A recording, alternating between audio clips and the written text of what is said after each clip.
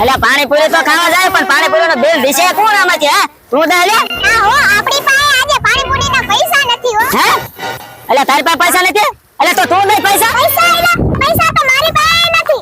અલ્યા પૈસા તો પૈસા વગર પાણીપુરી કોઈ થોડી મફત કોઈ દે હે હે અલ્યા મારી સામે આવી ન લો છો